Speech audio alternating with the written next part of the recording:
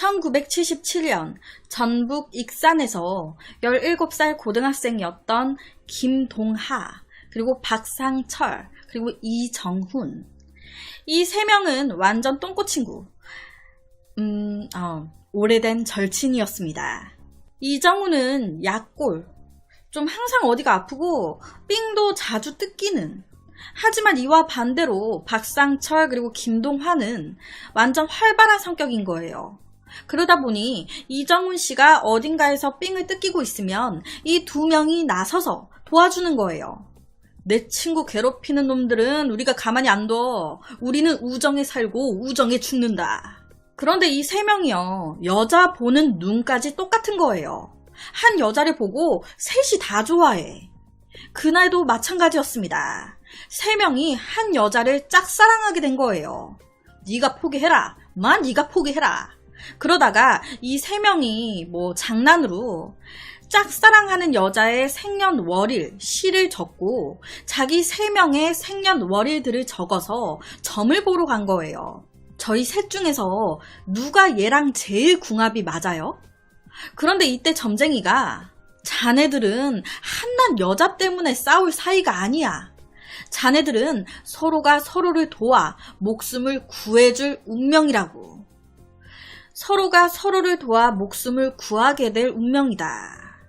이 뭔 개소리야. 누가 누굴 구해요? 이 완전 돌팔이네. 이 세 명은 사이비 점쟁이의 말 새겨 듣지 않았어요.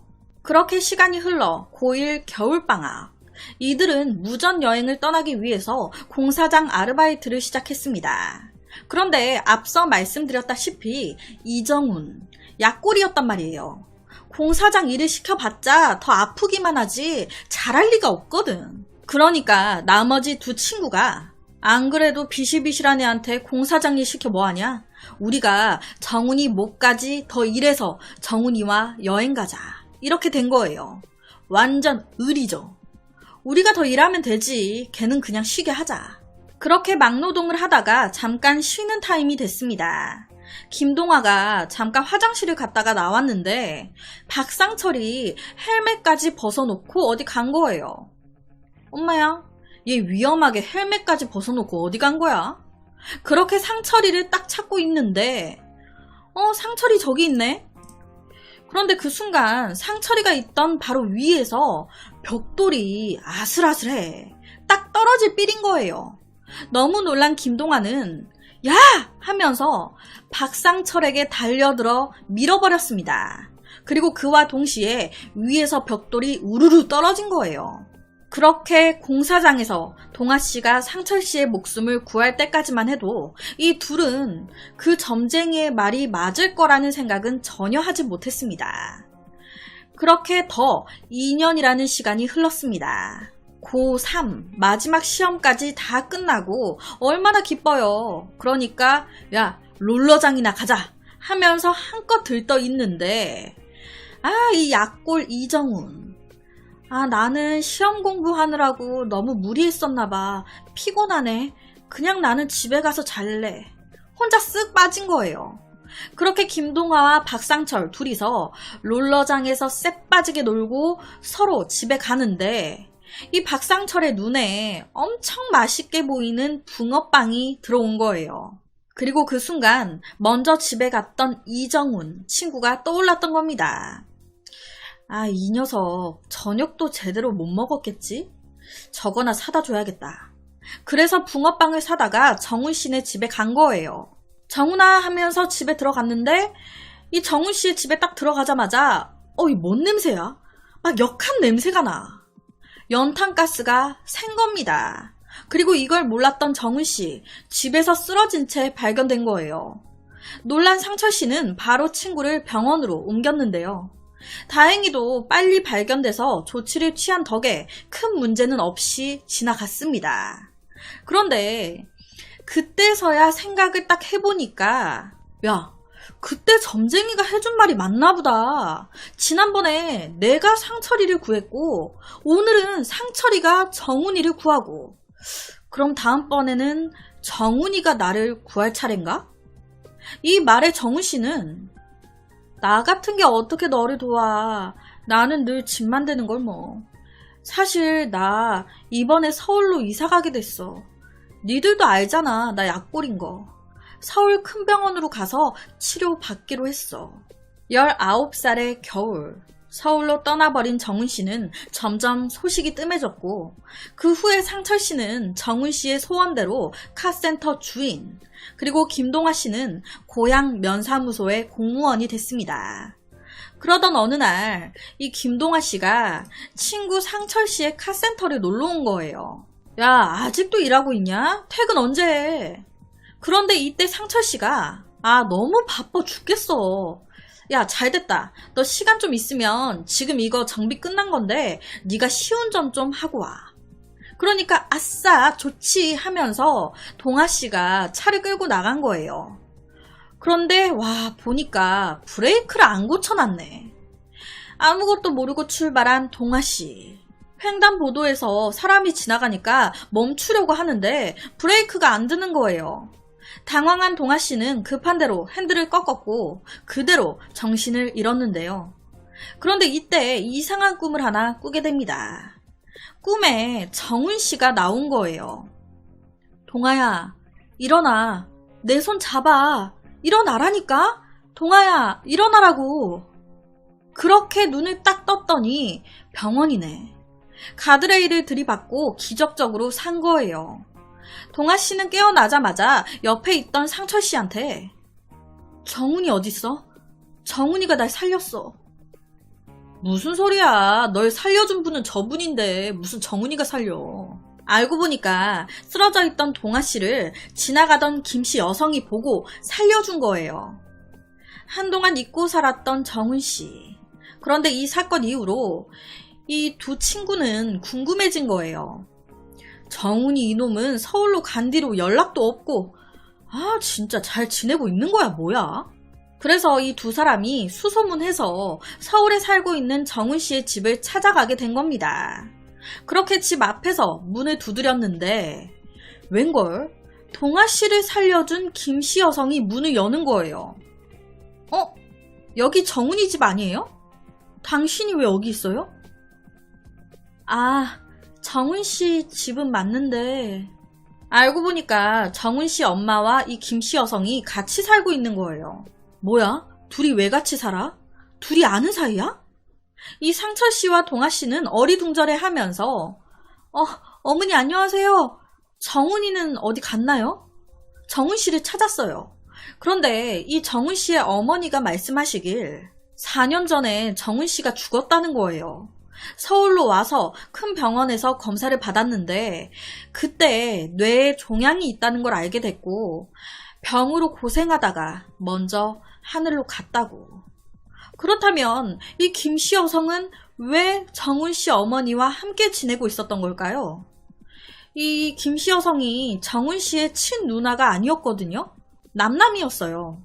알고 보니까 이 정훈 씨가 사망하기 전에 자기 어머니한테 자신의 장기를 기증하고 싶다고 의사를 밝혔던 거예요. 그래서 사망 후에 장기를 기증했는데 그 정훈 씨의 장기를 받은 사람이 이 김씨 여성이었던 겁니다. 그런데 정훈 씨의 장기를 받은 이 김씨 여성이 동아 씨를 구했던 거예요. 죽음의 순간 동아 씨의 꿈에 나와 손을 잡으라고 소리쳤던 정훈 씨. 그리고 실제로 동아 씨를 살려냈던 이 정훈 씨의 장기를 기증받은 김씨 여성. 정말 그 점쟁이의 말대로 서로가 서로를 살려줄 운명이었던 걸까요? 정말 세 사람이 돌아가면서 죽을 뻔한 걸 살려준 거거든요. 이 이야기는 실제 사건이고요. 이걸 제보해준 사람이 바로 옆에 분입니다. 이분의 인터뷰를 그대로 말씀드리면 점쟁이에게 서로가 서로를 구할 운명이라는 말을 듣게 됐습니다.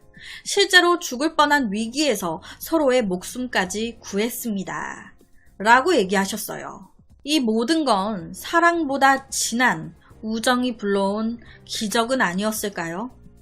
그래서 오늘은 훈훈한 세 남자의 우정에 얽힌 한 이야기를 가지고 왔습니다. 부산 서구의 재래시장에서 30년째 생선 노점상을 운영하고 있었던 52세의 남성 신씨에게는 함께 재래시장에서 가게를 운영하고 있었던 지난 30년간 둘도 없는 친구로 지내온 48살의 황씨라는 남성이 있었습니다. 이 황씨와 신씨, 이 두 사람은요, 정말 가족만큼이나 끈끈한 사이였어요. 내 목숨까지도 내놓을 수 있는 유일한 친구다. 늘 주위 사람들에게 서로가 서로를 이렇게 소개를 할 정도였어요. 그러다 보니 이 신씨, 그리고 이 신씨의 부인은 이혼 후에 혼자 지내는 황씨를 살뜰히도 챙겼습니다. 사건은 2003년 10월 15일 저녁에 벌어졌습니다. 신씨와 황씨가 둘이 술을 한잔 했는데 신씨가 완전히 꽐라가 된 거예요. 그래서 황씨가 신씨를 집에 데려다 주려고 막 계단을 올라가고 있는데 꽐라된 사람을 데리고 올라가려다 보니 본의 아니게 실수로 60대의 어떤 할아버지와 부딪힌 거예요. 그러면 죄송합니다, 사과를 해야 되잖아요. 그런데 이때 신씨와 황씨 술에 너무 취해가지고 정신이 없었다 보니 둘 다 부딪힌 할아버지에게 사과를 안 하고 그냥 지나간 거예요. 그러니까 이 60대 할아버지가 이봐, 사람을 쳤으면 사과를 해야 될 거 아니야, 불러 세운 거예요. 그러니까 이때 꽐라 상태였던 신씨, 아니 무슨 살짝 부딪힌 거 가지고 노인네가 엄살을 죄송합니다, 정말 죄송합니다, 이렇게 사과를 한 거예요. 당연히 할아버지 열받잖아요. 이놈이 사과하는 꼬라지 봐라. 이 어린 놈의 새끼가 술 처먹으니까 눈에 뵈는 게 없냐? 사과 제대로 하라고. 그러니까 신씨와 이 할아버지 시비가 붙은 겁니다. 놀란 황씨는 가운데서 그만해, 그냥 가자, 죄송합니다, 죄송해요 막 중재하고. 그런데 이 할아버지가 화가 안 가라앉는 거예요. 막 신씨 멱살까지 잡고 난리가 났습니다. 그러니까 이때 열이 받은 신씨가 그 할아버지한테 이제 놓으라고, 놓으세요 하면서 살짝 밀었는데 웬걸 할아버지가 계단 아래로 굴러 떨어져 버린 겁니다. 놀란 두 사람은 다급히 노인에게 다가갔습니다. 그런데 이 할아버지가 숨을 쉬는 것 같은데 아무리 흔들어도 안 일어나. 놀란 황씨는 야, 할아버지 살아있어, 얼른 병원으로 옮기자 했습니다. 그런데 이때 신씨, 야, 병원은 무슨 병원이야, 미쳤어? 잘못되기라도 하면 나는 끝장이라고. 야, 아무도 본 사람 없어, 우리 그냥 가자, 예기치 않은 사고로 겁에 질린 신씨, 쓰러진 노인을 두고 도망을 친 거예요. 그리고 다음날 신씨는 겁에 질려 시장에 나오지도 못했고 황씨가 먼저 출근을 했는데 경찰이 시장 사람들을 만나고 있는 겁니다. 확인해 보니 어젯밤 계단에서 굴렀던 노인이 사망했다는 거예요. 그래서 경찰이 그 범인을 찾고 있다는 겁니다. 놀란 황씨는 어젯밤 사고로 무서움에 아내에게 연락도 못하고 집에도 못 들어가고 근처 여관에 숨어 있었던 신씨를 찾아갔습니다. 그런데 이 신씨, 어제 할아버지를 그냥 버려두고 왔다는 죄책감과 무서움에 여관 방 안에 있지도 못하고요, 화장실에 숨어가지고 넋을 놓고 있는 거예요. 나 어떡하냐고. 그리고 이 상황에서 그 노인이 죽었다는 얘기까지 듣게 된 겁니다. 나 어떡하냐, 나 진짜 어떡하냐. 이때 황씨는요, 신씨한테 자수하자고 얘기를 했습니다. 신씨야, 그냥 자수하자. 어제 일은 솔직히 말해서 사고였잖아. 시비도 그 노인네가 먼저 걸었고 내가 같이 가서 잘 설명해줄게. 그러니까 자수하자, 그런데 이 신씨 너무 흥분을 해가지고 너 지금 네 일 아니라고 그렇게 쉽게 얘기하는 거 아니야. 일단 집사람한테 아무 말 하지 말고 너는 아무것도 모르는 척하고 있어 라는 말만 남기고 신씨는 죄책감과 무서움에 무작정 부산을 떠납니다. 그로부터 일주일이 흘렀습니다. 남편의 갑작스러운 실종으로 시리에 빠진 신씨의 아내. 경찰에 실종 신고를 하고 남편 신씨가 돌아오기를 기다리고 있었어요. 그런데 평소에 이 신씨 부부가 황씨를 되게 잘 챙겨줬었잖아요. 그리고 이 모든 상황을 황씨는 또 알고 있고, 그러다 보니 이 신씨의 아내가 힘들어하는 게 좀 안쓰러웠던 거예요. 그래서 자주 이 신씨 아내의 집을 드나들면서 아니 재수씨 이렇게 밥도 안 먹고 이러고 있으면 신씨가 얼마나 속상해하겠어요. 신씨 곧 돌아올 거예요. 그러니까 재수씨도 기운 좀 차리세요. 네? 이 황씨는 신씨 아내에게 당신 남편 살아있다 얘기해주고 싶었어요. 하지만 신씨가 아내한테 절대 얘기하지 말라고 했잖아요. 그러니까 말을 못하는 황씨도 미치겠는 거예요. 그렇게 신씨가 떠나고 10일 정도가 흘렀을 때 25일 늦은 저녁 신씨는 부산 송도 앞바다로 황씨를 불러냅니다. 그렇게 황씨가 딱 나갔는데 요 며칠 사이 신씨의 몰골이 말이 아닌 거예요. 신씨는 바로 아내 안부부터 물었습니다. 우리 아내 잘 있냐? 뭐 그럭저럭 그냥 있더라. 그냥 처음부터 네 말대로 자수할 걸 그랬어. 힘들어서 차라리 그냥 죽고 싶다. 그런데 지금 자수하기에는 너무 늦었어. 그렇게 송도 앞바다에서 소주를 막 마시다가 갑자기 이 신씨 막 기침을 하기 시작하는 거예요. 그러니까 놀란 황씨가 야 잠깐만 기다려. 내가 가서 물 좀 사올게.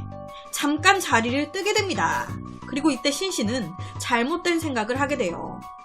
혼자 남은 신씨가 자기 주머니에서 꺼낸 건 다름 아닌 농약이었습니다. 농약. 사람을 죽였다는 죄책감에 시달려 오던 신씨. 차라리 죄를 씻기 위해 세상을 떠나겠다면서 신씨는 바로 농약을 들이마셨습니다. 그리고 송도 앞바다로 뛰어들었어요. 결국 도피 생활 끝에 스스로 목숨을 끊은 건데요. 잠시 후 물을 사들고 돌아온 황씨는 갑자기 신씨가 없으니까 막 부르면서 찾기 시작했는데 농약병이 있네. 와 설마 진짜 설마. 너무 놀란 황씨는 친구를 찾아야겠다는 마음 하나로 차가운 밤바다에 뛰어들기까지 했습니다. 그날 밤의 사고가 이렇게까지. 그로부터 보름 후 황씨는 내내 닫혀 있었던 신씨의 가게를 찾아왔습니다. 신씨의 아내가 이제 문을 연 거예요. 신씨의 아내는 신씨가 죽었다는 걸 모르고 있었습니다. 나라도 힘을 내야 된다. 내 남편 돌아올 거다. 마음을 굳게 먹은 거예요. 그리고 이런 신씨의 아내에게 황씨는 저 어머니가 많이 편찮으셔서 고향에 내려가게 됐어요. 라고 하면서 신씨 아내에게 무언가를 건넸습니다. 그건 봉투. 그 봉투 안에 있었던 건 무려 500만 원의 돈이었어요. 놀란 신씨의 아내는 됐다고 이거 안 받겠다고 거절했습니다. 그런데 이 황씨 이거 얼마 안 돼요. 제가 뭐 딱히 도와드릴 방법도 없고 신씨와 재수씨가 저한테 얼마나 잘해줬었는데 힘내시라고 조금 넣은 거예요. 이런 황씨의 행동에 신씨 아내 얼마나 고맙습니까? 황씨는 차마 신씨의 아내에게 당신 남편 죽었다고 신씨 죽었다는 말은 하지 못했습니다. 그로부터 석 달 후 황씨의 고향집으로 한 남자가 찾아왔습니다. 그 남자는 바로 농약을 마시고 바다에 빠져 죽었던 30년 지기 친구 신씨였어요. 아니 농약을 마시고 물에 빠져 죽었는데 어떻게 살아있는 거지? 그런데 이 신씨 황씨를 보자마자 너 이 새끼 네가 어떻게 나한테 이럴 수가 있냐? 야 네가 그러고도 친구야? 넌 오늘 내 손에 죽었어. 둘도 없는 내 목숨을 내놓을 만큼 소중하다는 친구에게 갑자기 신씨 주먹을 막 휘두르기 시작한 거예요. 신씨는 엄청 화가 난 채로 너 같은 새끼는 콩밥을 좀 먹어야 돼. 무작정 황씨를 데리고 경찰서로 향했습니다. 도대체 이게 무슨 상황인 걸까요? 아니 알고 보니까 제가 앞서 말씀드렸던 25일 도피 생활 중이었던 신씨가 황씨를 송도 바다에서 마지막으로 만났던 그날 사실 신씨가 황씨를 부른 데는 이유가 있었어요. 황씨야 내 부탁 하나 들어주라. 나 아무래도 집에 가려면 오래 시간이 걸릴 것 같은데 이 가방 좀 집사람한테 갖다 줘. 당분간 이 돈 가지고 생활하라고 해. 가방 안에 돈을 가득 담아가지고 황씨한테 건네줬던 거예요. 신씨는 그동안 모아둔 돈을 아내에게 전하기 위해 황씨를 불렀던 겁니다. 그가 마지막 부탁을 할 수 있는 유일한 친구, 믿을 수 있는 친구 황씨뿐이었으니까. 그리고 황 씨가 물을 산다며 자리를 비웠던 그 사이 스스로 죽음을 맞으려고 했던 거예요. 스스로 죽음을 맞으려 했던 신 씨. 그리고 30년 지기 친구를 잃었다는 생각에 그 자리에 주저앉아 펑펑 울었던 황 씨. 그런데 그의 곁에는 신 씨가 남긴 마지막 부탁, 돈가방이 함께였습니다. 탐욕은 슬픔보다 강력했습니다. 이 돈의 존재를 아는 사람은 오직 나뿐. 손에 돈을 쥔 채 황 씨는 친구의 마지막 부탁을 지워버렸습니다.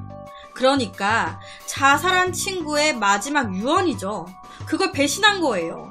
친구를 배신하고 돈을 택했던 겁니다. 내가 가져가야겠다. 죽어버렸는데 뭐 지가 뭐 알겠어? 신씨가 죽은 거 아는 사람도 나밖에 없잖아. 이 돈 꿀꺽해도 아무도 모르겠지. 친구를 잃었다는 슬픔보다 돈을 가지고 싶다는 진짜 탐욕이 더 셌던 거죠. 하지만 정말 다행히도 인근을 지나던 한 시민이 바다에 뛰어든 신씨를 목격하고 119에 신고를 했던 거예요. 신씨는 재빨리 병원으로 옮겨져 기적적으로 목숨을 건졌습니다. 하지만 농약까지 마시고 바다에 뛰어들었던 터라 구조 당시 신씨는 매우 위중한 상태였습니다. 무려 3개월 동안 사경을 헤매다가 겨우 의식을 찾았어요. 병원에 연락을 받고 한달음에 달려온 신씨의 아내.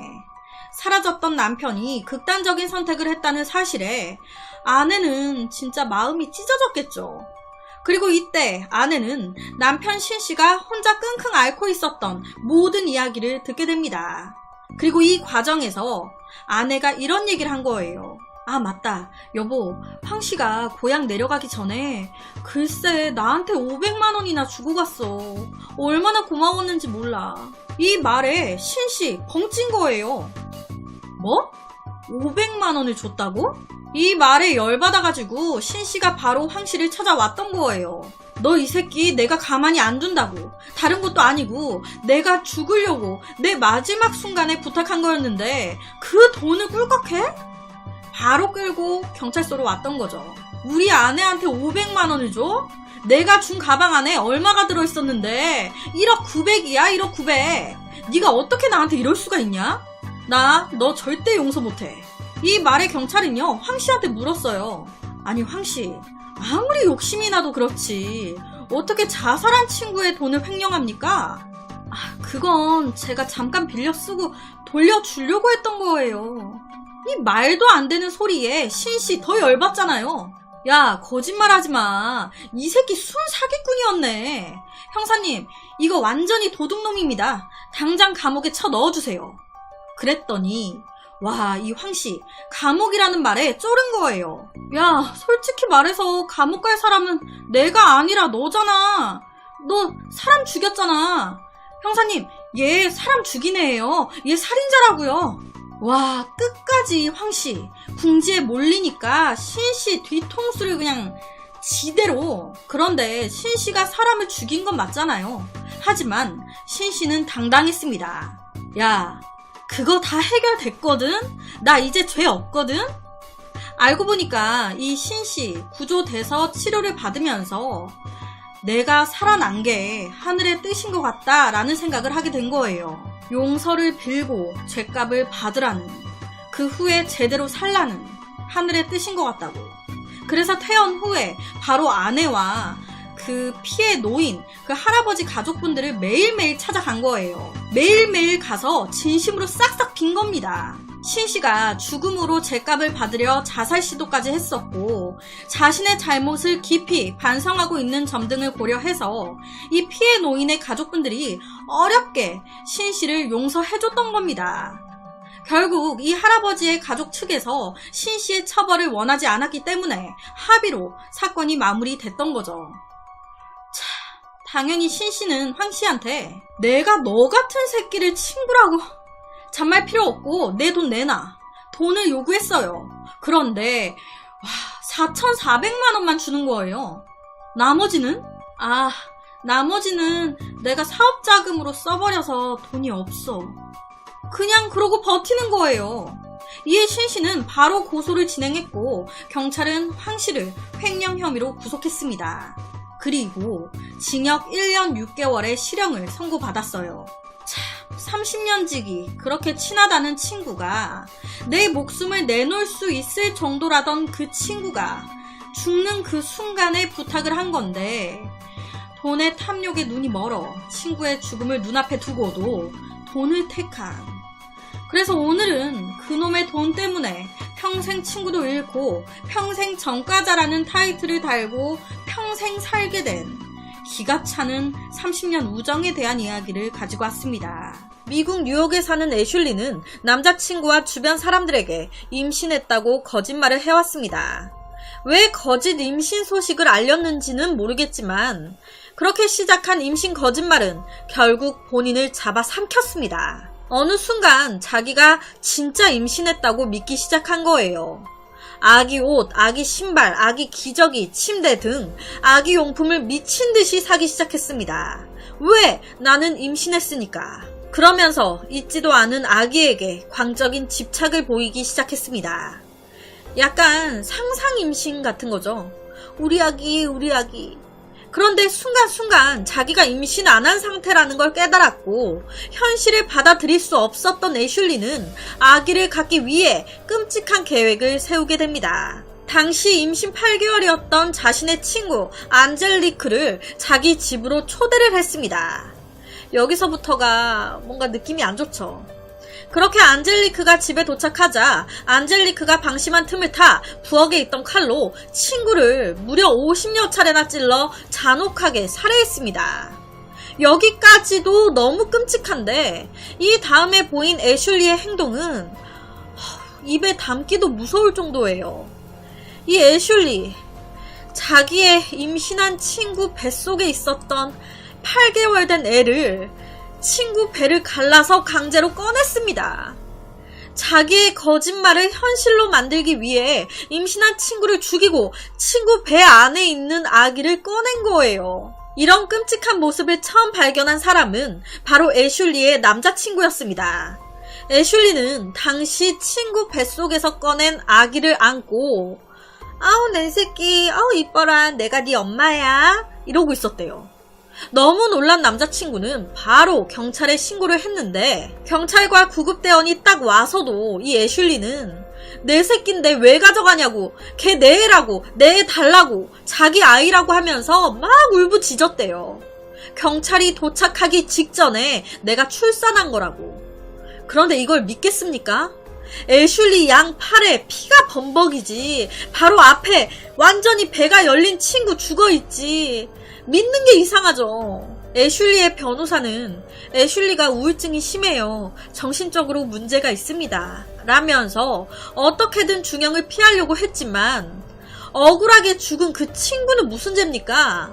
한순간에 엄마 잃은 그 아이는 또 무슨 죄예요?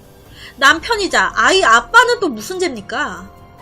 결국 판사는 애슐리에게 2급 살인죄로 징역 40년을 선고했습니다. 그렇다면 당시 엄마의 뱃속에서 강제로 꺼내진 8개월 된 아이는 어떻게 됐을까? 정말 다행히도 건강에는 큰 문제가 없어서 친아빠와 함께 살고 있다고 해요. 정말 너무 끔찍합니다. 그래서 오늘은 남자친구에게 임신했다고 거짓말을 하고 임신한 친구를 살해한 뒤에 뱃속의 아기를 꺼내 자신의 아기라고 주장한 말도 안 되는 사이코패스에 대한 이야기를 가지고 왔습니다. 2010년 9월 인천에서 새로 시작하는 사업을 위해 중고 화물차를 구매하려 한 두 남자가 있습니다. 지난 10년 동안 화물차 운송회사에서 화물차 운전기사로 일해온 36살의 김씨. 평소 친형처럼 믿고 의지하던 홍씨라는 남성과 함께 화물차를 구매해 새 사업을 준비 중이었는데요. 당시에 이 김씨에게는 여자친구 정씨가 있었습니다. 이 여자친구 역시도 남자친구가 새로 시작하는 사업에 대해서 적극적으로 밀어주고 응원해주고 둘 사이에는 전혀 문제가 없었어요. 사실 이 김씨가 새로 사업을 하기로 결심한 것도 이 여자친구 정씨와 결혼하기 위함이 컸습니다. 결혼을 약속한 후부터 이 김씨는 건강한 남편, 든든한 남편이 되기 위해서 매일 집에서 아령을 가지고 운동도 하고 새 사업도 시작하면서 돈도 벌고 뭔가 좀 여러 가지로 든든한 남편, 든든한 남자가 되고 싶었던 거예요. 당시에 이 김 씨의 사업 자금은 조금 모자란 상태였습니다. 그래서 이때 김 씨가 강원도 삼척에서 혼자 사시는 자신의 홀어머니의 시골 집을 담보로 약 3,500만 원 정도 농협에서 대출을 받아서 사업 자금으로 보태려 계획 중이었어요. 모든 것이 순조로웠습니다. 그렇게 사업을 오픈하기 며칠 전 9월 27일 이 김 씨는 여자친구 정 씨와 함께 자신과 10년 전 덤프트럭 운전기사로 일하면서 알게 된 자신의 친구 2명, 최 씨와 이 씨 남성을 만나게 됩니다. 사업에 관련된 얘기도 하고 서로 덕담도 주고받고 하려고 만난 거예요. 이 최 씨와 이 씨 역시도 새로 시작하는 김 씨의 사업을 자기 일 마냥 축하해주고 걱정도 해줬어요. 절친 중에 한 명인 이 최 씨는 야, 사업이 쉬운지 아냐? 나도 지금 괜히 사업을 시작했다 후회하고 있어. 더구나 너는 그 홍씨? 그 형이랑 같이 동업한다며. 그 형 좀 믿을만 한 거냐?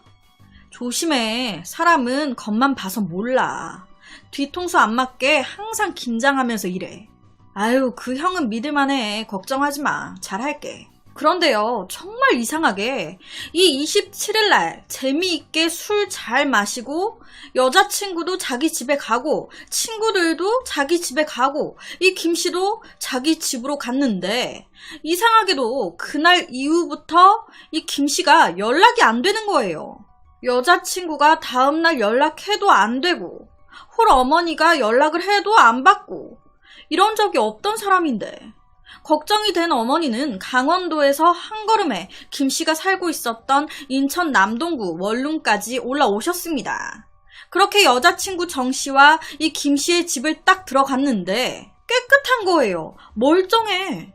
그런데 이게 무슨 냄새야? 엄청 심한 악취가 집 안에 진동을 하는 겁니다. 옆에가 실제 방 안의 모습이에요. 뭔가 이상함을 느낀 여자친구 정 씨와 이 김 씨의 어머니는 곧바로 경찰에 신고를 했습니다. 27일까지 아무 문제 없이 친구들을 만나 수다를 떨고 헤어졌는데 그 이후부터 연락이 끊기고 사라져버린 김 씨. 도대체 무슨 일이 생겼던 걸까요? 수사를 시작한 경찰은 곧바로 이 김 씨의 집을 수색하기 시작했는데 겉으로는 멀쩡해 보였던 이 김 씨의 집 안. 하지만 정상적인 상태가 아니었습니다. 혹시나 싶어서 침대 매트리스를 딱 올려봤더니 그 안에서 엄청난 혈흔 뭉탱이가 발견된 거예요. 거기다 벽면에도 피가. 이 피의 양으로 봐서는 이거 살인사건이구나.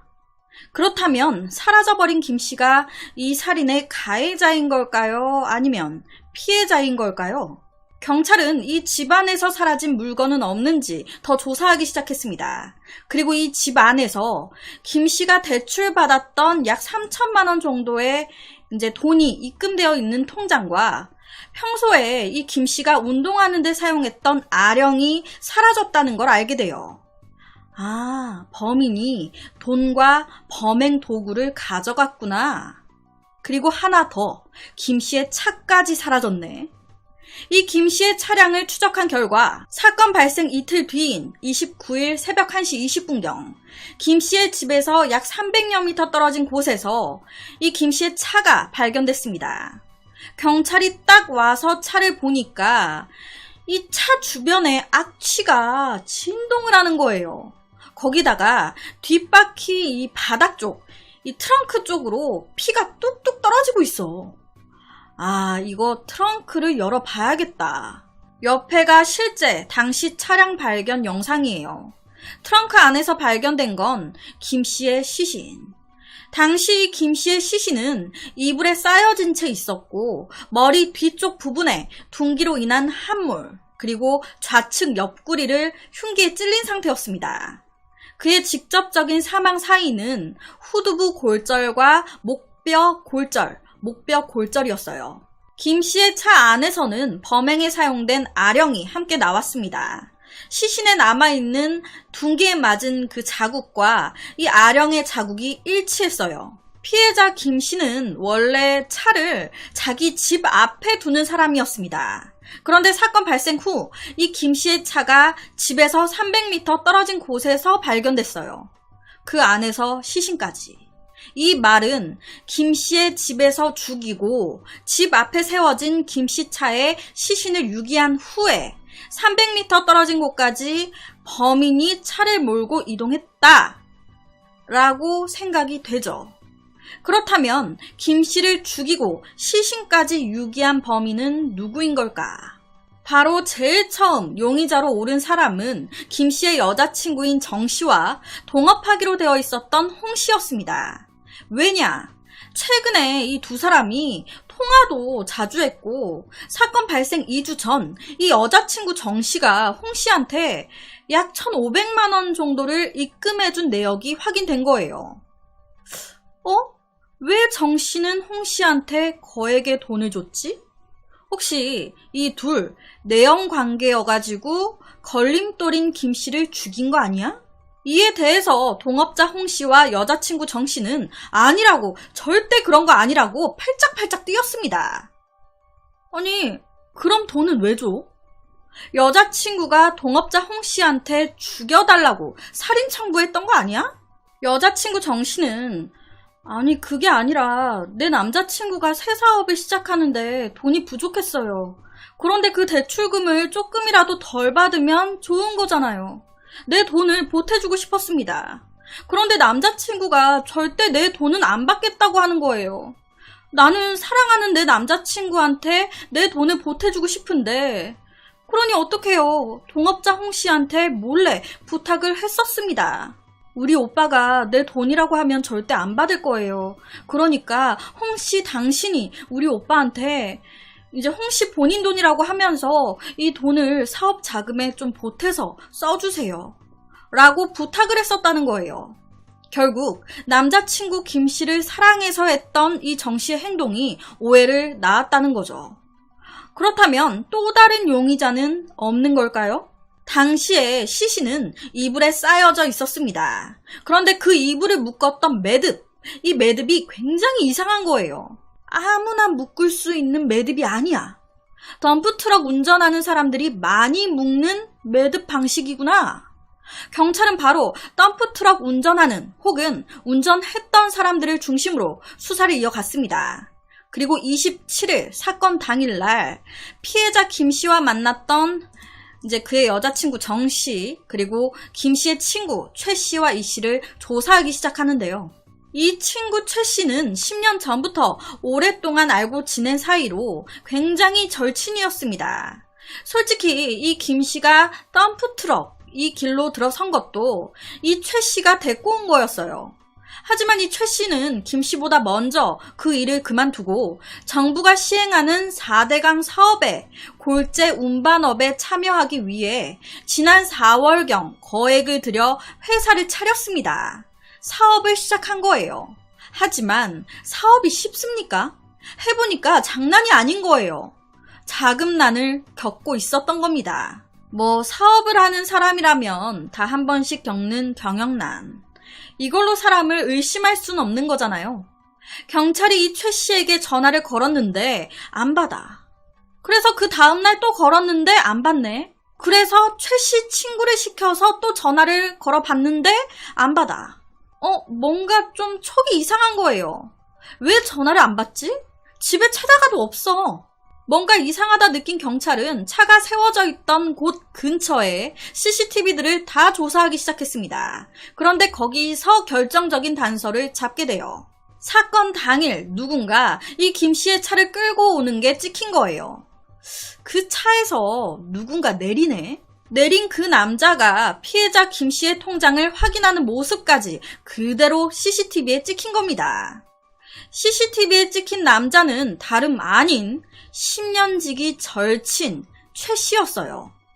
아래가 실제 CCTV 영상입니다.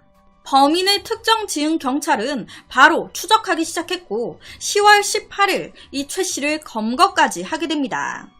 그렇다면 그토록 친했다는데, 절친이었다는데 그 절친을 죽인 이유, 범행 동기는 뭐였을까요? 사건의 전말은 이랬습니다. 27일 날 피해자 김씨와 여자친구 정씨, 그리고 최씨와 이씨까지 4명이 만나서 술을 한잔 했어요. 분위기 좋았습니다.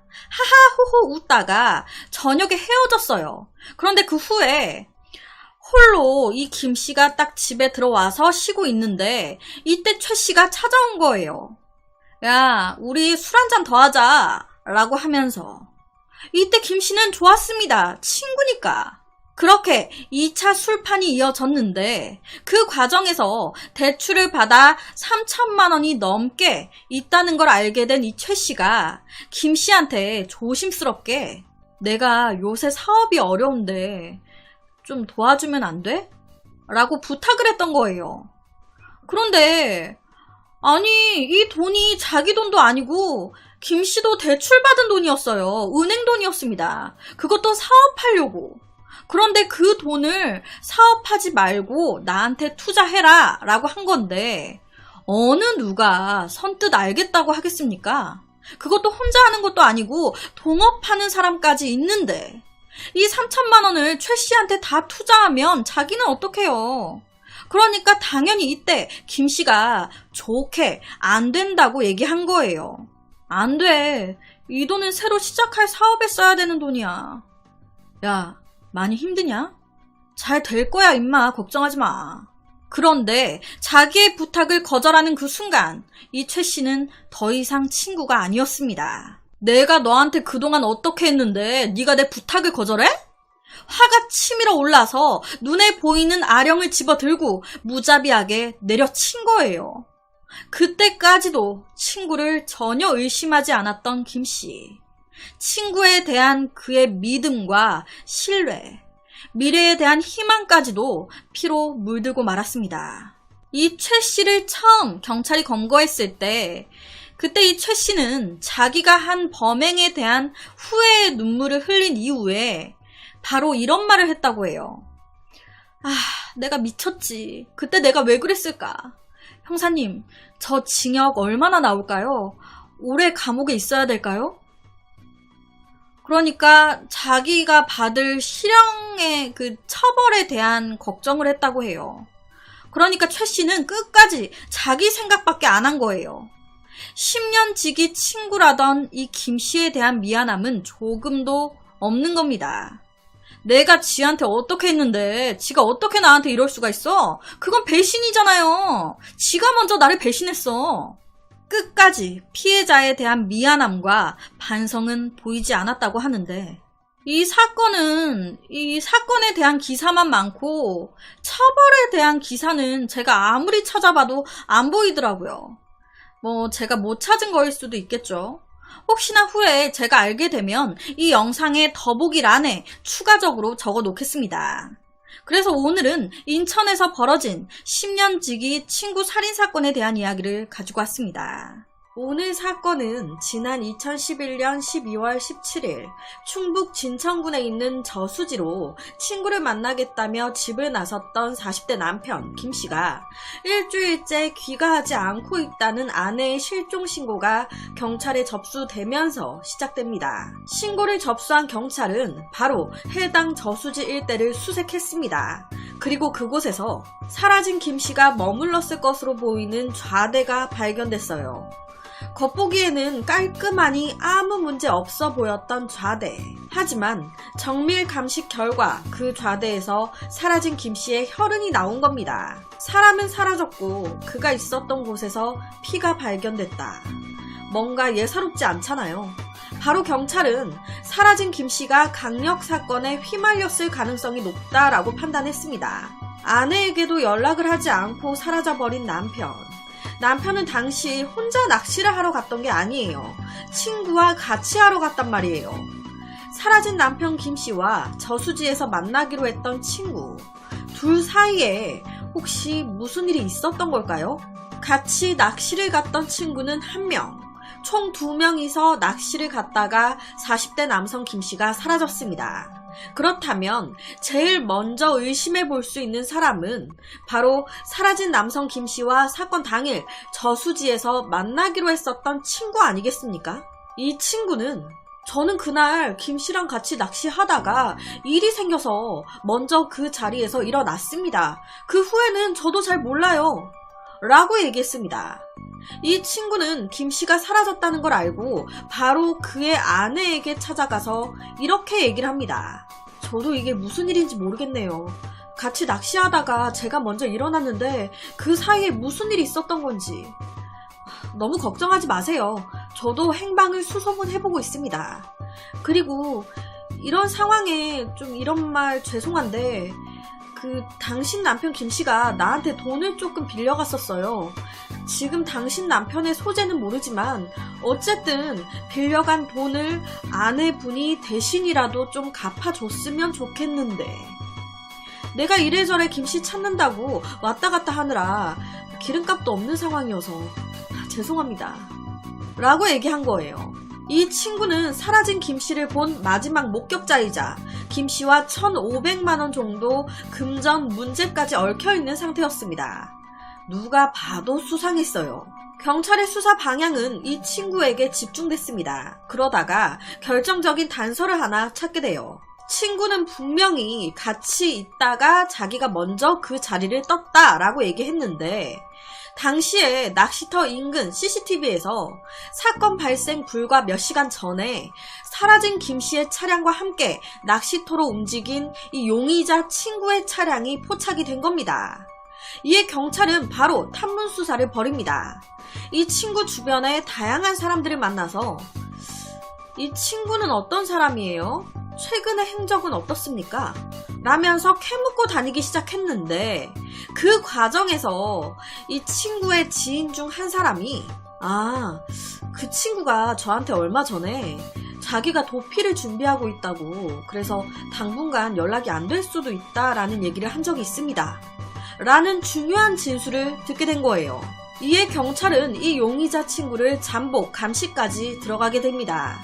그러다가 드디어 그해 2011년 12월 21일에 충북 진천에 있는 한 다방에서 이 친구를 전격 긴급 체포까지 하게 돼요. 체포를 했으니 경찰은 물었습니다. 도대체 당신과 사라진 김씨 두 사람이 만났던 날 무슨 일이 있었던 거냐? 친구가 밝힌 당시 상황은 2011년 12월 10일 진천에 있는 저수지 낚시터 좌대에서 만나 함께 술을 마셨다는 거예요. 다음날 오전 2시까지 계속 술을 마셨다고. 그렇게 같이 술을 마시다가 돈 문제로 말다툼이 벌어진 겁니다. 그리고 그 과정에서 화를 못 참은 김 씨가 먼저 이 친구의 뺨을 때렸고 이 친구도 기분이 나쁘니까 바로 왜 때리냐고 멱살잡이까지 하게 됐는데 막 그렇게 싸우다가 어느 순간 이 김 씨가 사라졌대요. 뭐야 어디 갔어? 했는데 갑자기 사라졌던 이 김 씨가 흉기를 가지고 나타나서 자기를 위협했다는 거예요.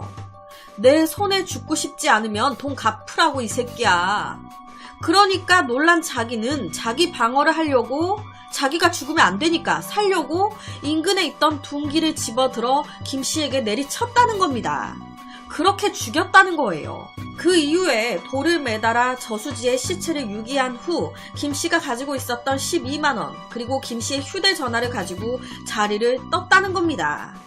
그러니까 이 친구의 말을 정리하면 사라진 김 씨가 먼저 원인 제공을 했다. 김 씨가 먼저 나를 공격했다. 나는 나를 보호하려고 우발적으로 범행을 저질렀다. 라는 거거든요. 이 말 진짜인 걸까요? 경찰은 여러 가지로 조금 의심스러웠어요. 왜냐면 이 사라진 김 씨가 채권자였어요. 그리고 친구가 채무자였습니다. 채무자, 채권자.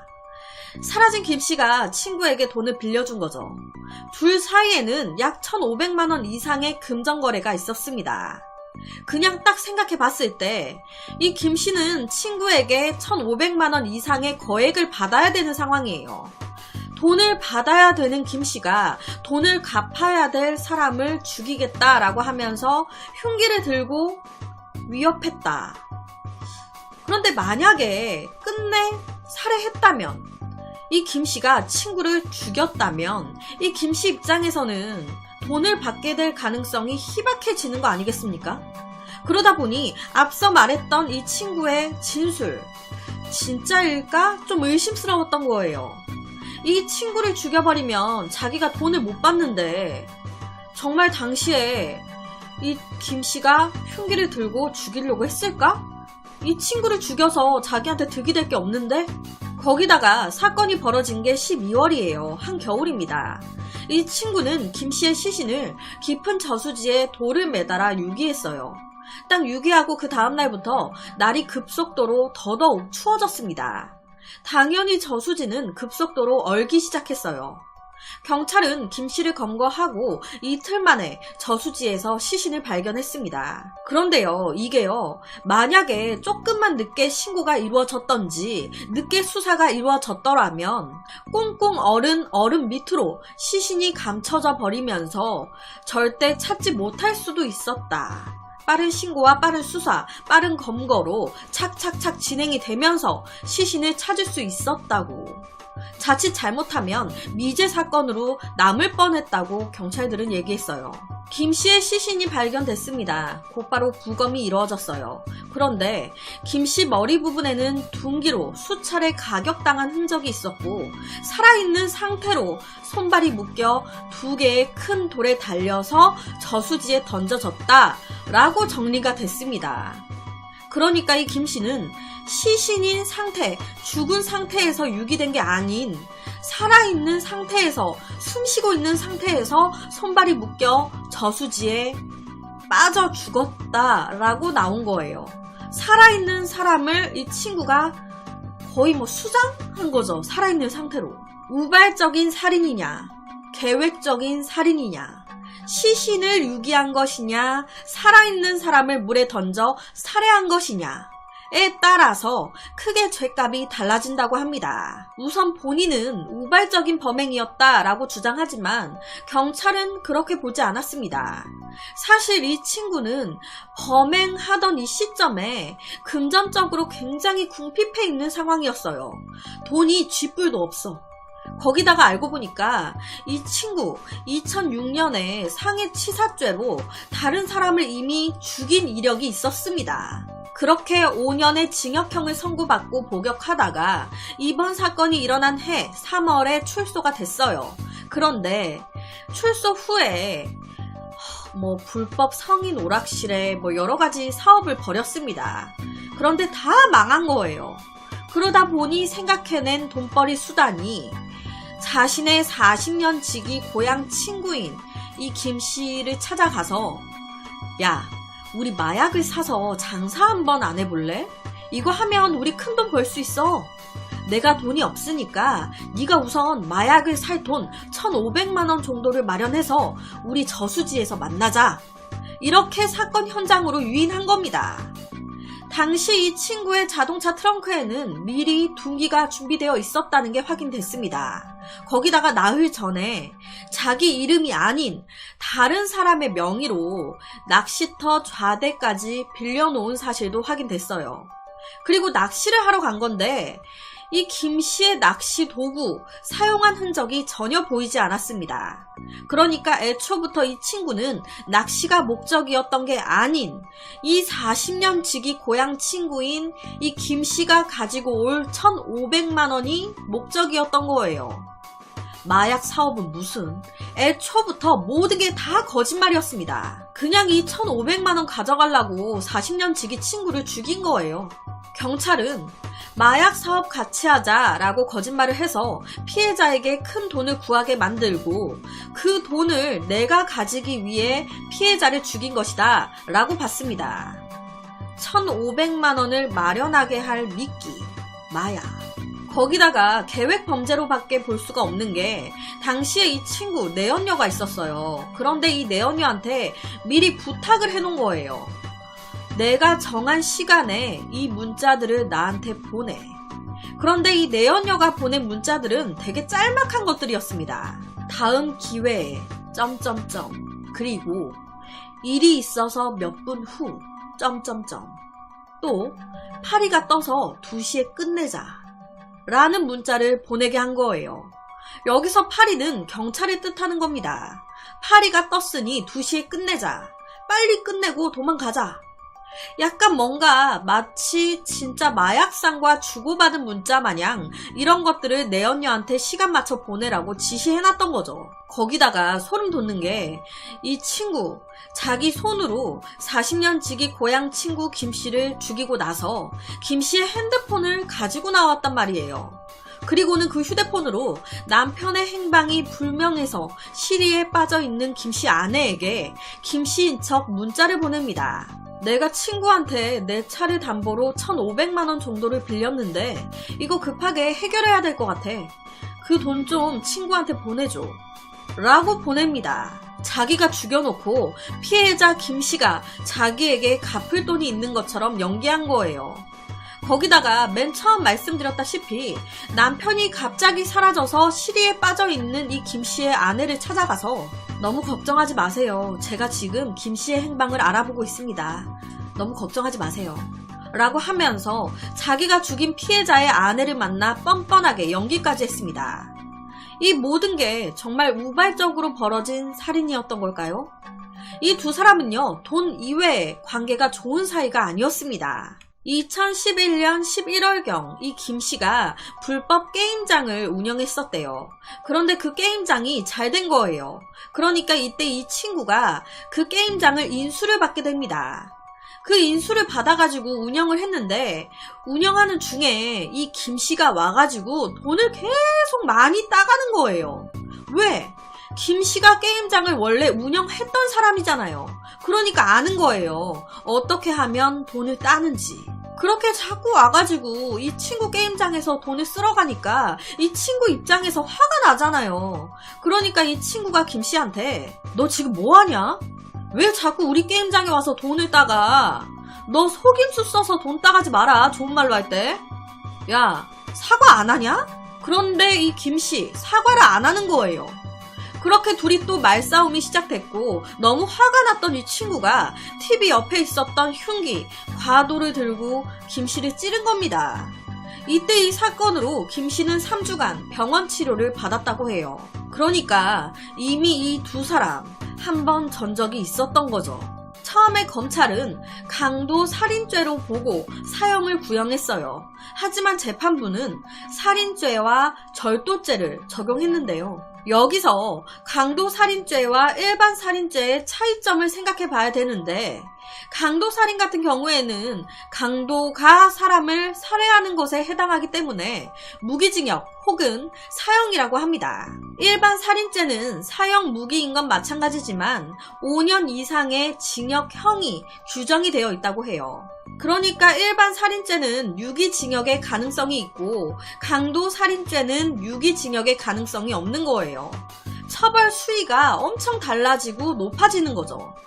재판부에서는 이 사건, 강취의 목적, 그 피해자 김씨가 1,500만 원의 돈을 소지하고 있었다라는 증거가 없기 때문에 이 친구에게 강도 살인이 아닌 살인죄가 적용돼서 징역 30년이 선고됐다고 해요. 그러니까 일반 살인죄보다 강도 살인이 이제 더 죄값이 높은 거죠, 형벌이. 그런데 이 친구는 일반 살인죄가 적용되면서 그냥 유기징역, 징역 30년 선고, 땅땅땅. 처음에 이 친구는요, 그놈의 만만한 심신미약을 주장했습니다. 나 정상 아니에요. 분노를 통제하는데 어려움이 있는 정신적 장애가 있습니다. 범행 당시에 내 상태가 심신미약 내지는 심실상실 상태였어요. 보세요. 저 1995년도에 교통사고 크게 당하고 정신과 치료를 받은 이력도 있습니다. 라고 주장했습니다. 감형해달라 이거죠. 하지만 재판부는 네가 주장하는 것들이 사건 당시 심신미약, 심실상실 상태에 있었다는 근거는 아니야 라면서 배척했습니다. 결론은 징역 30년 땅땅땅. 그래서 오늘은 단지 돈 때문에 40년 지기 친구를 무참히 살해하고 산채로 유기까지 한 너무 비정한 한 사건에 대한 이야기를 가지고 왔습니다. 2014년부터 2017년까지 약 3년 동안 미국에 살고 있었던 26살 여성 트리씨는 20대 초반이었던 크리스 휴즈와 사귀었습니다. 하지만 사귄 그 3년 동안이 지옥이나 다름없었어요. 왜냐? 남자친구 크리스가 데이트 폭력을 그렇게 휘두르는 거예요. 주변 사람들 눈에 종종 트리시의 몸 이곳 저곳에 베인 상처와 멍이 발견된 적도 많았다고 하니 이게 처음이 어렵지 2번, 3번은 그나마 쉽다고 하죠. 손을 한번 대기 시작하니 이 남자친구 크리스의 폭력이 점점 심해지는 거예요. 결국 폭력 학대는 트리시가 견딜 수 있는 수준이 아니었고 트리시가 남자친구 크리스를 고소하기에 이릅니다. 당시 신고를 받은 경찰은요, 사태의 심각성을 인지했습니다. 이거 그냥 넘어가면 안 되겠다. 그래서 경찰이 남자친구 크리스에 대해 가정폭력 혐의를 적용, 체포하게 돼요. 솔직히 처음에 크리스는 대수롭지 않게 생각을 했어요. 네가 뭐 날 신고하겠다고? 해봐. 경찰이 퍽이나 사건을 진중하게 봐주겠다. 신고할 거면 해. 그런데 웬걸? 자기를 경찰이 체포하니까 막말로 쫀 거예요. 그래서 그때서야 크리스는 트리시에게 빌기 시작했습니다. 자기야, 내가 잘못했어. 다신 안 그럴게. 이번 한 번만 봐주면 안 될까? 고소를 취하해주면 안 돼? 원래 데이트 폭력을 저지르는 사람들의 특징이 눈깔 돌아가가지고 미친듯이 때려놓고 다음날이 되면 언제 그랬냐는 듯이 잘못했다고 비는 거라고 해요. 그런데 이때 빌 때 봐주면 안 되는데 대부분의 피해자 여성들은 그래, 사과하니까 다신 안 그러겠지. 이때 트리시 역시 그랬어요. 착했던 트리시, 크리스가 잘못했다고 비니 고소를 취하해준 겁니다. 이에 대해서 경찰은 마음에 들지 않았어요. 아니, 왜 고소를 취하해요? 당신이 맞은 거 맞잖아요. 저놈한테 맞았잖아. 본때를 보여줘야지. 봐주면 어떡해. 하지만 어쩌겠어요. 자기가 그러겠다는데. 경찰은 트리시가 진술을 철회하는 것을 달갑게 여기지 않았고 이에 허위로 경찰 보고서를 제출했다는 이유를 들어 경범죄 혐의로 트리시를 형사 고발해버립니다. 이렇게 머리 아픈 사건들이 생겼을 때 남자친구 크리스와 헤어진 트리시는 자기 할머니와 함께 살기 위해 고향인 플로리다로 돌아옵니다. 당시 할머니는 플로리다에서 트리시와 함께 살고 싶어 했어요. 하지만 상황이 여의치 않는 거예요. 경찰이 트리시를 형사 고발했잖아요. 그러니까 법정에서 나오라고, 노스 우드스톡이라는 곳에서 법정 출두하라고 소환장을 보내온 거예요. 만약에 여기서 유죄가 확정되면 단기 징역형을 받을 수도 있는 그런 상황이었습니다. 머리가 엄청 아팠겠죠. 때문에 트리시는 뉴햄스터에서 정부로부터 정기적으로 정신감정을 받으며 2018년 1월에 법정에 설 예정이었습니다. 2018년 1월에. 그러니까 뉴햄프셔에 있어야 되는 거예요. 아, 할머니랑 같이 살고 싶었는데 정기적으로 정신감정 받고 법정까지 서야 하니 한동안 뉴햄프셔에 있어야겠네. 트리시는 뉴햄프셔에 직장도 차도 없었습니다. 할 것도 마땅히 없었어요. 그러다 보니 매일 집에 처박혀서 인터넷에 글 올리고 SNS하고 친구들과 전화하고 문자하고 수다 떨면서 지냈습니다. 그런데 이것도 한두 번이지. 한 달 정도 집에만 딱 처박혀 있다 보니 와, 이거 죽겠는 거예요. 지루해. 그래서 자기의 옛 동창 애슐리를 꼬드깁니다. 야, 같이 살자. 일로 와. 그렇게 애슐리와 트리시 뉴햄프셔에서 같이 살게 됩니다. 그런데 돌연 무슨 일인 건지 같이 살게 된 지 얼마 지나지 않아 트리시가 연락이 되지 않기 시작합니다. 당시에 트리시와 할머니 연락을 자주 주고받았어요. 그런데 갑자기 전화가 안 되는 거예요. 그리고 법정 예정일이 2018년 1월이었단 말이에요. 그것 때문에 뉴햄프셔에 있었던 거잖아요. 그런데 웬걸? 이 날짜가 연기가 된 거예요. 2018년 4월로. 평소 같으면 이거 연기됐다고 할머니한테 연락하고 플로리다 할머니 집에도 찾아오고 했어야 돼요. 그런데 애가 아무런 소식이 없어. 연락도 계속 안 되고. 그러다 5월 16일 수요일 트리시의 할머니가 심장마비로 쓰러지신 거예요.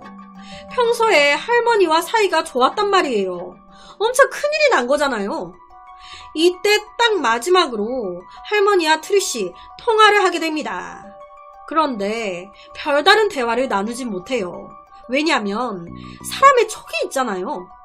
손녀인 트리시랑 대화를 하는데 얘 옆에 누가 있는 것 같아. 아무래도 같이 살고 있다는 애슐리 같은데 이 애슐리가 트리시한테 전화를 끊으라고 그만 전화라고 압박하고 있는 그런 느낌을 받은 거예요. 그렇다 보니 많은 대화를 하지도 못하고 얼마 안 가 전화를 끊게 됩니다. 이때 할머니는 상상도 못했어요. 이 통화가 소중한 내 손녀 트리시와의 마지막 통화가 될 줄은. 이날 이후 트리시와의 연락이 딱 끊어진 거죠. 이를 알게 된 트리시의 큰 이모가 나섰습니다. 얘가 도대체 무슨 일이 있는 거지? 5월 중순에 뉴햄프셔로 가서 트리시를 직접 찾기 시작한 거예요. 그런데 제가 앞서 그랬잖아요. 원래 2018년 1월 재판이었는데 2018년 4월로 연기됐다고. 그런데 이 큰 이모가 트리시를 찾아 나선 게 5월 중순이에요. 이미 재판이 끝나도 끝났을 때란 말이에요. 그런데 확인해 보니까 이 재판 때 트리시가 법정에 안 나왔다네. 이것 때문에, 이 재판 때문에 뉴햄프셔에 있었던 앤데 얘가 법정에를 안 나와? 딱 이때 뭔가 이상하다. 얘한테 무슨 일이 생겼구나 라는 걸 큰 이모는 느꼈습니다. 맨 처음에 이 이모는 트리시의 전 남자친구, 데이트 폭력을 일삼았던 크리스한테 연락했어요. 혹시 얘가 전 남자친구와 다시 사귀나? 그 난리를 쳤는데도 다시 사귀게 돼가지고 가족들한테 미안하고 부끄러워서 말도 못하고 연락도 못하고 있는 건가? 생각을 했던 거예요. 그런데 크리스 모른다는 겁니다. 연락 안 한 지 꽤 됐다고. 그 후에 찾아간 사람은 트리시와 함께 살고 있었던 친구 애슐리였습니다. 우리 애가 연락이 안 돼. 너 뭐 아는 거 없니? 그랬더니 지금 집에 있는데 잠시만요. 트리시가 이모 그리고 할머니와 얘기하고 싶지 않다고 그냥 돌아가시라고 하네요. 혹은 트리시 오늘 집에 없는데 그래서 다른 날 또 갔더니 트리시 다른 데로 이사 갔어요. 또 다른 날은 트리시 다른 남자가 생겨서 도망갔어요. 자꾸 말이 바뀌는 거예요. 딱 이상하죠? 가족들은 애슐리를 의심할 수밖에 없었습니다. 자꾸 트리시 가족들이 찾아오니 짜증이 났던 걸까, 귀찮았던 걸까. 갑자기 6월, 애슐리는 뉴햄프셔에 있는 정신병원에 들어가 버립니다. 와, 이거 뭐지? 트리시 가족들은요, 애슐리가 정신병원에서 퇴원하기만을 기다렸습니다. 그리고 애슐리가 퇴원하는 날, 바로 트리시의 할머니가 전화를 했어요. 그런데 그 전화에서 애슐리는 이상한 말을 합니다. 트리시를 실종신고하면 손녀를 다신 볼 수 없을 거예요. 이게 무슨 말이야? 이런 황당한 말을 들은 할머니는 그 협박에 무서워서 뭐 가만히 있겠습니까? 바로 2018년 7월 6일 금요일 지역 경찰에 트리시를 실종자로 신고했고 곧바로 수색이 시작됐습니다. 경찰은 바로 애슐리를 의심해서 파기 시작했어요. 애슐리 결혼해서 남편이 있구나. 8월 28일 화요일 경찰은 헬리콥터까지 이용해서 애슐리와 그녀의 남편 더그가 살고 있는 집과 그 집 근처를 수색하기 시작했습니다. 이 사건이요, 이리저리 알려지면서 지역 뉴스에도 나오고 그랬어요. 그리고 그때 그 뉴스 인터뷰를 애슐리가 했습니다. 그때 애슐리는 딱 이렇게 얘기합니다. 트리시가 한 7월인가 6월인가 집에서 나갔던 것 같아요. 트리쉬와 저는 어린 시절부터 제일 친한 절친 사이였어요. 가장 친한 친구가 이렇게 흔적도 없이 사라졌으니 걱정이 돼서 죽겠습니다. 제발 트리쉬가 이 영상을 보고 나와서 사람들한테 자기가 괜찮다는 것을 보여줬으면 좋겠어요. 너무 걱정돼요. 진심인 걸까요? 아니면 악마인 걸까요? 수색을 이어가던 경찰은 일주일 후 9월 1일 뉴햄프셔에 있는 한 연못에서 뜬금없이 세탁기와 건조기를 발견합니다. 연못 안에 세탁기와 건조기가 웬 말이야? 그걸 열어봤더니 거기에 토막난 사람 유골이. 와, 설마가 사람 잡는다고 그 유골의 주인은 트리쉬 헤인즈였습니다. 경찰은 트리쉬가 살해당했다는 걸 확인한 후 곧바로 그녀의 할머니를 찾아갔습니다. 그리고 특별한 요청을 하나 해요. 할머님, 저희가 손녀딸인 트리쉬의 시신을 발견했고 아무래도 몇 달 전에 살해당한 걸로 추정하고 있습니다. 이런 사실을 아무에게도 노출시키지 않았어요.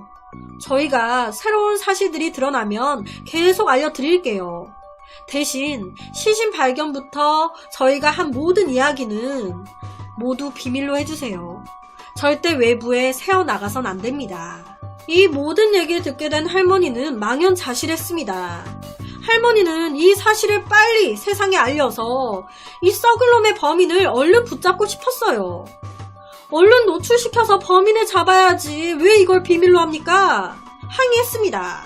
하지만 경찰 입장에서는 만약 할머님이 손주가 살해당했다는 걸 사람들한테 다 말하고 다니면 그게 오히려 더 수사를 위태롭게 만들 수 있어요.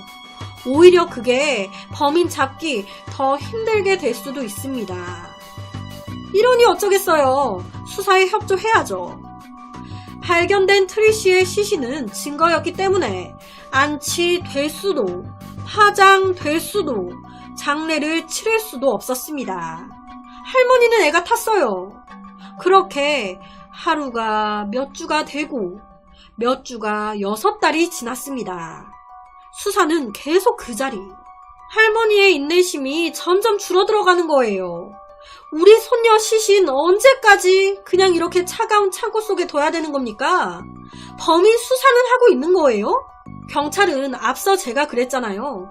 할머니가 심장마비로 갑자기 쓰러졌고 이때 마지막으로 트리쉬와 통화를 했다고. 이때 마지막으로 통화하고 며칠 후인 2018년 5월 18일에 살해를 당한 걸로 추정했습니다. 경찰의 수사는 애슐리에게 집중됐습니다. 애슐리는 고등학교를 졸업한 이후로 6명의 아이를 낳았는데 그중 2명은 더그와 함께 살고 있었고 4명의 아이들은 주 정부에 의해 위탁 가정에 맡겨졌습니다. 애슐리는 이제 막 28살이었지만 다수의 법률 문서 위조 혐의 그리고 허위 신고 혐의로 유죄 판결을 받은 전력이 있었어요. 그리고 이 남편 더그 또한 어마어마했습니다. 32살이었던 남편 더그 2009년 21살의 나이에 성폭행범으로 등록된 성범죄자였고요. 그 뒤로 10년 동안 협박에, 강도에, 폭행에, 접근 금지 명령 위반에, 보호관찰 및 보석 조건 위반에 직업이 범죄자인 남자였어요. 와, 이 부부 둘 다 질이 굉장히 안 좋구나. 더 중요한 건 애슐리와 트리쉬 이 둘이 같이 살 때도 애슐리는 더그와 결혼한 상태였다는 거예요. 거기다 알고 보니 애슐리와 트리쉬 둘이 산 게 아닌 가운데 더그까지 딱 껴가지고 셋이 살았네. 아이들까지 해가지고 애슐리와 더그 그리고 사라진 트리쉬 집어를 걔 못 준다던데. 경찰은 더그를 조사해보기 위해 체포영장을 발부받았습니다. 그런데 애가 어디 간 건지 안 보이는 거예요. 뭐야, 도망간 거야? 6개월하고 좀 더 지났을 때 경찰이 자기들도 안 되겠던지 트리시의 시신이 발견됐고 살해됐다라는 걸 공식적으로 언론에 발표합니다. 그렇게 사람들이 모두 알게 됐어요. 며칠 지나지 않아 증인들이 1명, 2명 나오기 시작합니다. 첫 번째 증인은 카일라 파이프라는 여성이었는데 이 여성의 말은 이래요. 트리시가 애슐리와 더그한테 학대당하는 걸 제가 똑똑히 봤어요. 또 다른 익명의 증인도 있었습니다.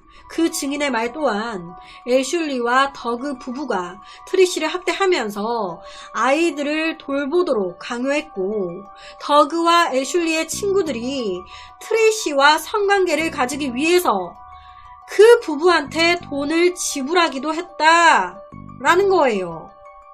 이 부부가 트리시를 두고 성매매까지 했다고. 그리고 또 다른 익명의 증인이 있었는데 그 증인은 또 트리시를 애슐리네 집에서 가끔 봤었어요.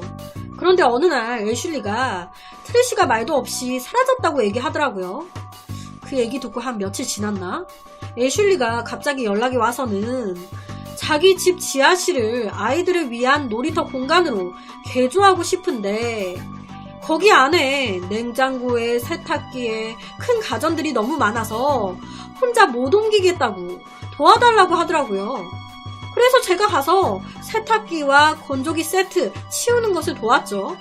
그런데 거기서 우연히 제가 냉동실에서 검은 머리카락을 봤어요. 아니 누가 봐도 사람 머리카락 같아서 제가 그때 애슐리한테 이거 뭐냐고 물어봤었거든요.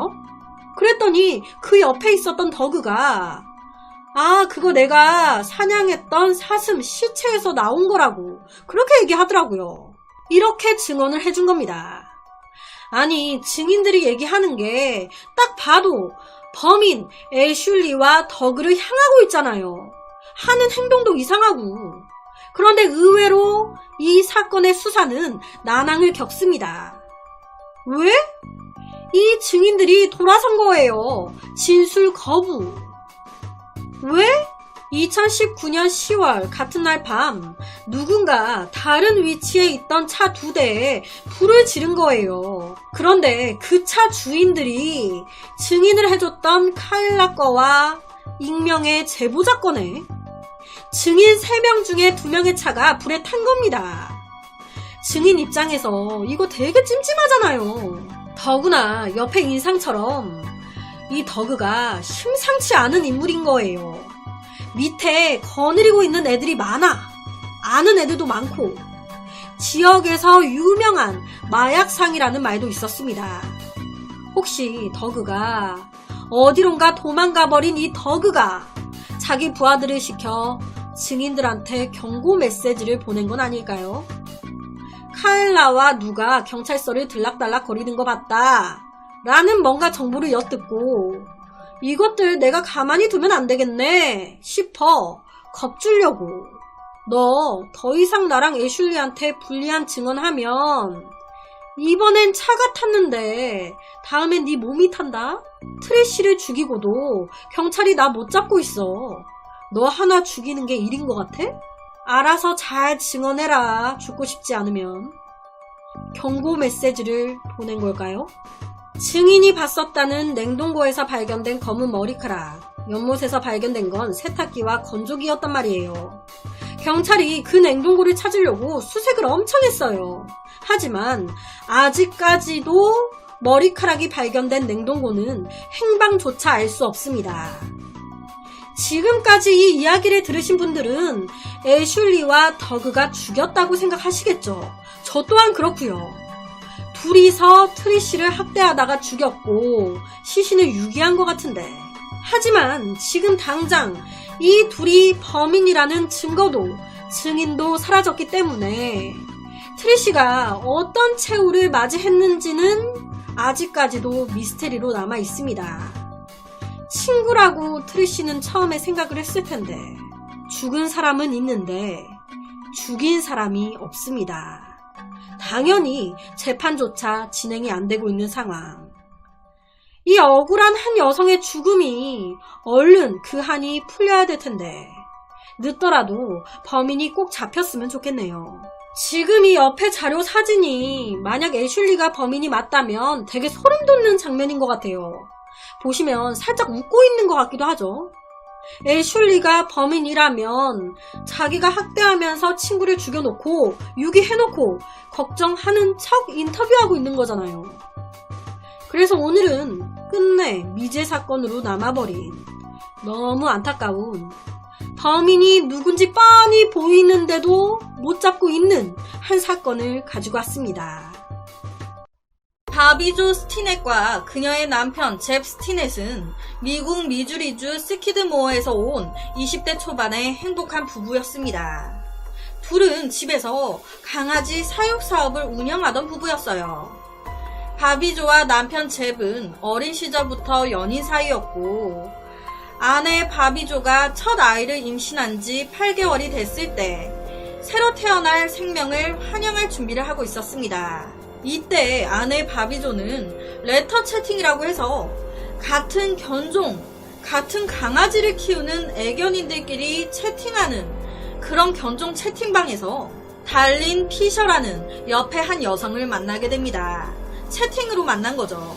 바비조와 피셔는 많은 공통점을 가지고 있었습니다. 두 여성 모두 임신한 상태였고 같은 강아지 종을 키우면서 개쇼 같은 것도 참석하곤 했어요. 서로 공통점이 많았기에 금방 절친한 친구가 됐습니다. 임신 개월수가 점점 차오를수록 배가 무거워지고 다리도 많이 저려오면서 장거리 운전이나 이 도보, 걸어가는 것 또한 힘들어지잖아요. 이 두 사람 또한 그랬습니다. 점점 거동에 불편함이 생기면서 둘은 이메일을 통해서 자주 연락을 주고받기 시작했습니다. 그러던 2004년 12월 16일 바비조가 집에서 애견 사육 사업을 하고 있었잖아요. 이날 피셔가 강아지를 구입하기 위해서 자기 집 캔자스에서 스키드모어까지, 그러니까 바비조 집까지 차를 몰고 갈 예정이었습니다. 임신한 몸이었으니까 이 친구 바비조는 걱정되잖아요. 너 괜찮겠어? 하지만 이 친구 피셔는 괜찮아. 너 얼굴도 볼 겸 강아지도 살 겸 수다 떨면서 스트레스도 풀 겸 니네 집으로 갈게. 걱정하지 마. 그렇게 피셔는 자기 집 캔자스에서 스키드모어까지 차를 몰고 가게 됩니다. 하지만 무슨 일이 있었던 건지 그날 피셔는 친구 바비조의 집에서 개를 사는 대신 불쌍한 바비조가 의식을 잃을 때까지 목을 졸랐습니다. 그리고 나서 피셔는 커다란 부엌칼을 들고 바비조의 자궁에서 태어나지도 않은 아이를 갈라내 꺼냈습니다. 여기서 더 충격적인 건 피셔가 친구 바비조의 배를 가를 때 그때 이 바비조 살아있었다는 겁니다. 생채로 내 아기가 들어있는 내 배를 칼로 자르는데 어느 누가 가만히 있겠습니까? 배를 가르는 고통에 바비조가 정신을 차리고 저항을 시작했지만 피셔는 더 이상 바비조가 아는 친절한 친구가 아니었습니다. 무서운 악마였어요. 피셔는 바비조를 다시 목 조르고 칼로 찔러서 바비조가 죽은 것을 다시 확인했습니다. 도대체 왜? 피셔는 바비조의 배에서 아기를 꺼냈습니다. 그리곤 그 미숙아를 품에 안고 피투성이가 된 채 부엌 바닥에 쓰러진 친구 바비조를 뒤로하고 자리를 떠났습니다. 바비조를 제일 먼저 발견한 사람은 그녀의 어머니였습니다. 1시간 뒤 바비조의 어머니가 자기 트럭을 수리하려고 가는 도중에 딸 얼굴도 볼 겸 딸 집에 딱 들렸는데 딸이 배가 다 개복이 돼가지고 피 흘리며 쓰러져 있는 걸 발견하게 된 거예요. 엄마가. 실제로 엄마는 911에 전화를 딱 해서 이렇게 얘기했습니다. 딸이 지금 죽어 있어요. 딸 배가 마치 폭발한 것 같습니다. 라고. 서둘러 병원으로 이송됐지만 바비조는 사망했습니다. 도대체 이 여자는 왜 친구인 바비조를 죽인 걸까요? 피셔는 어떤 여자인 걸까? 경찰 조사 결과 충격적인 사실이 밝혀졌습니다. 바비조는 이때까지 채팅에서 만난 내 친구 달린 피셔가 본명인 줄 알았어요. 진짜 이름이 달린 피셔인지 알았단 말이에요. 그런데 알고 보니 이게 다 가명인 거예요. 이뿐만이 아닌 그녀가 말한 모든 게 다 거짓말이었습니다. 강아지를 좋아해? 개뿔. 아무런 관심도 없는 여자였고 임신? 개뿔. 임신한 것도 거짓말이었습니다. 그녀의 진짜 이름은 리사 몽고메리. 그러니까 10길 물속은 알아도 1길 사람 속은 모른다고. 바비조는 친구라고 믿었던 피셔의 모든 것이 가짜라는 것도 모르고 이 친구가 자기한테 갑자기 왜 이렇게 하는지도 모르고 죽음을 당한 거예요. 리사에겐 전 남편이 2명이나 있었습니다. 이 두 전 남편의 말에 따르면 리사는 1990년에 나팔관 제거 수술을 받았고 바비조에게 말했던 것과는 달리 임신한 상태가 아니었습니다. 거기다 임신 안 해놓고 했다고 거짓말한 게 이번이 처음이 아닌 거예요. 리사가 이전에도 여러 번 임신한 것으로 위장했던 전력이 밝혀졌습니다.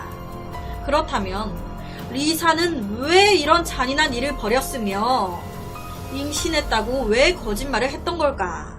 리사는 캔자스주 멜번의 폭력적이고 혼란스러운 가정에서 자랐습니다. 리사는 계부로부터 지속적으로 성폭행을 당했는데 당시 리사의 어머니는 딸에게 아무런 도움이 되지 못했습니다.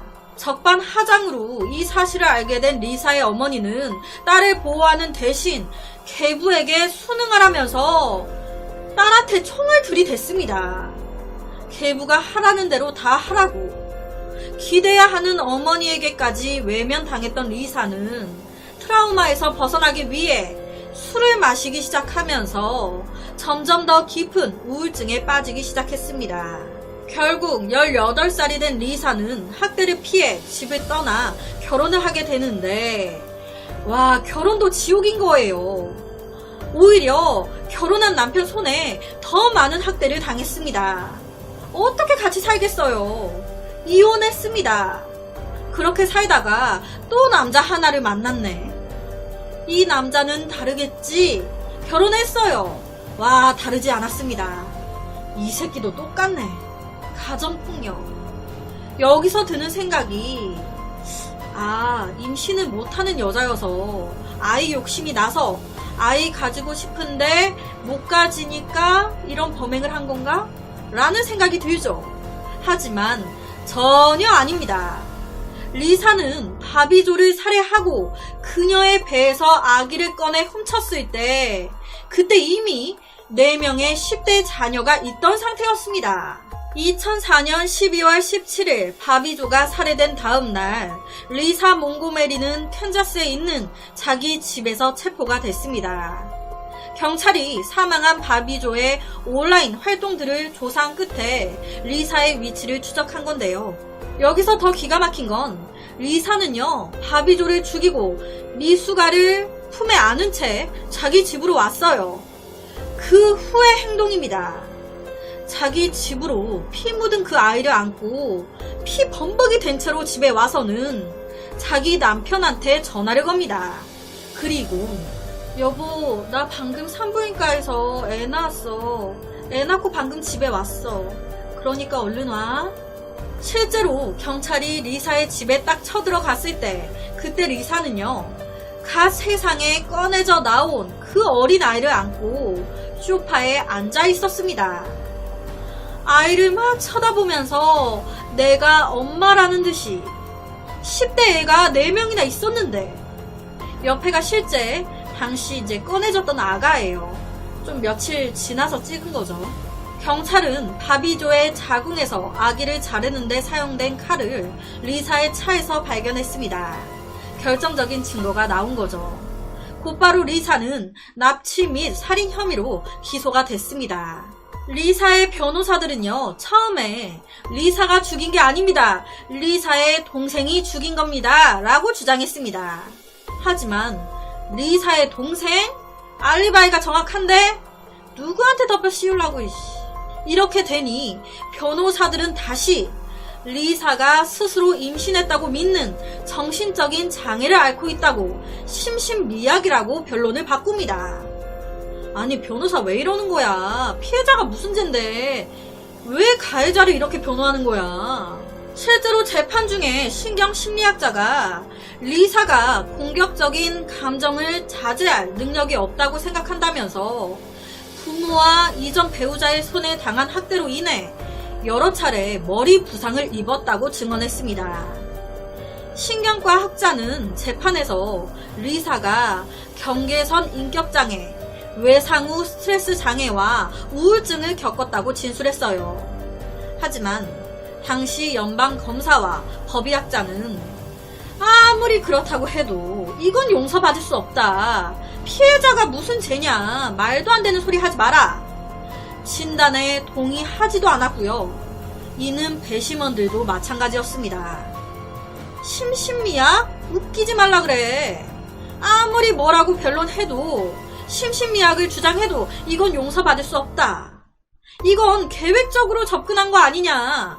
산모를 목 조르고 산채로 배를 갈라 아이를 꺼낸다는 게 절대 이건 용서받으면 안 되고 용서받을 수도 없다. 결국 리사 몽고메리는 2007년 10월 22일 사형을 선고받았습니다. 미국은요, 보통 사형을 선고해도 실제로 집행은 잘 안 한다고 해요. 하지만 리사는 달랐습니다. 범행이 너무 잔혹했거든. 그러다 보니 14년 후인 작년이죠. 2021년 1월 13일 미국에서 68년 만에 최초로 여성으로서 처형을 받았습니다. 사형 집행돼서 죽었어요.